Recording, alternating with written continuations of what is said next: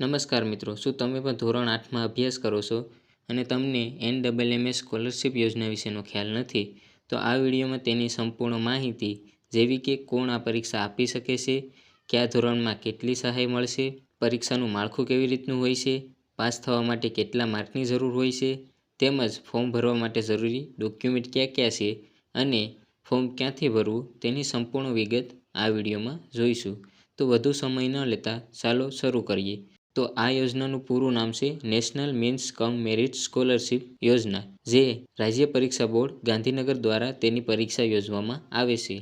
તેમજ વાત કરીએ કોણ આ પરીક્ષા આપી શકે છે, તો જે વિદ્યાર્થી મિત્રો ધોરણ 8માં સરકારી અથવા ગ્રાન્ટેડ શાળામાં અભ્યાસ કરે છે તે આ પરીક્ષાનું ફોર્મ ભરી શકે છે. અને જો કોઈ વિદ્યાર્થી મિત્ર પ્રાઇવેટ શાળામાં અભ્યાસ કરે છે તો આ યોજનાનું ફોર્મ ભરી શકશે નહીં.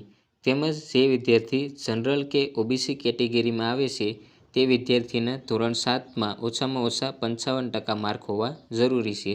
તેમજ SC/ST વાળા વિદ્યાર્થી મિત્રોને ધોરણ 7માં ઓછામાં ઓછા 50% માર્ક હોવા જરૂરી છે. તેમજ દરેક વિદ્યાર્થીના વાલીની વાર્ષિક આવક 3.5 લાખથી ઓછી હોવી જરૂરી છે, તો જ આ યોજનાનું ફોર્મ ભરી શકશે. હવે વાત કરીએ કયા ધોરણમાં કેટલી સહાય મળશે. તો કુલ ધોરણ 9થી 12 સુધીમાં 48,000 રૂપિયાની સહાય મળશે, જેમાં દર મહિને 1,000 રૂપિયા તેમ વાર્ષિક 12,000 રૂપિયાની સહાય મળશે. આવી રીતે કુલ 4 વર્ષમાં 48,000 રૂપિયાની સહાય મળશે. હવે વાત કરીએ પરીક્ષાનું માળખું કેવી રીતનું હોય છે. તો આ પરીક્ષા MCQ પ્રકારની હોય છે, એટલે કે એક પ્રશ્ન આપેલા હશે અને તેની નીચે 4 વિકલ્પ આપેલા હશે. તેમાં કુલ 180 ગુણ હશે અને તેના માટે 180 મિનિટનો સમય આપેલો હશે. અને સાચા પ્રશ્નોના જવાબ તમારે OMR શીટમાં ભરવાના રહેશે. તેમજ આ પરીક્ષાનું પ્રશ્નપત્ર મુખ્ય 2 ભાગમાં હશે. તેમાં પહેલો ભાગ છે MAT એટલે કે બૌદ્ધિક યોગ્યતા કસોટી, જેના 90 પ્રશ્ન હશે. તેમજ બીજો ભાગ છે SAT એટલે કે શૈક્ષણિક યોગ્યતા કસોટી, જેના પણ 90 માર્ક હશે. તેમાં વિભાગ 1માં શાબ્દિક અને અશાબ્દિક તાર્કિક ગણતરીના પ્રશ્ન પૂછવામાં આવે છે. તેમજ વિભાગ 2માં ધોરણ 7 અને 8નો ગણિત, વિજ્ઞાન અને સામાજિક વિજ્ઞાનના પ્રશ્ન પૂછવામાં આવતા હોય છે, જેમાં ધોરણ 7ના બંને સત્ર અને ધોરણ 8ના પ્રથમ સત્રના પ્રશ્ન પૂછવામાં આવતા હોય છે. તેમજ આ પરીક્ષામાં પાસ થવા માટે જરૂરી માર્ક કેટલા હોવા જોઈએ.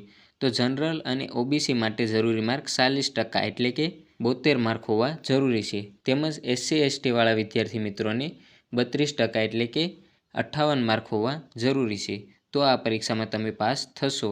તેમજ ત્યારબાદ તમારું જિલ્લા વાઇઝ મેરિટ લિસ્ટ બહાર પાડવામાં આવતું હોય છે અને જે વિદ્યાર્થી મિત્રોનું મેરિટમાં નામ આવશે તે વિદ્યાર્થી મિત્રોને આ યોજનાનો લાભ મળશે.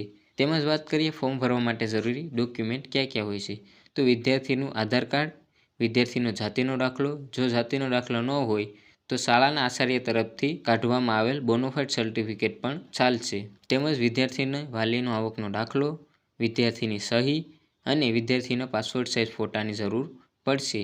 અને આ યોજનાનું ફોર્મ SEB.orgની વેબસાઇટ પરથી ભરવામાં આવશે અને તે તમે જે શાળામાં ધોરણ 8માં અભ્યાસ કરો છો તે શાળા વતી આ યોજનાનું ફોર્મ ભરવામાં આવતું હોય છે અને તેની સંપૂર્ણ માહિતી જે SEB.orgની વેબસાઇટ પરથી તમને મળવાપાત્ર રહેશે. તેમજ આ યોજના સિવાય ધોરણ 8માં જ્ઞાન સાધનાની પણ યોજના આવે છે, તેની પણ સંપૂર્ણ માહિતી આ વિડીયોના ડિસ્ક્રિપ્શનમાંથી લિંક મળી જશે, ત્યાંથી તમે જોઈ શકો છો. અને મિત્રો, જે વિદ્યાર્થી મિત્રો આ યોજનાનું ફોર્મ ભર્યું છે અને જે વિદ્યાર્થી મિત્રો આગળ આ યોજનાની પરીક્ષા આપવાના છે તે વિદ્યાર્થી મિત્રો સુધી આ વિડીયોને શેર કરજો.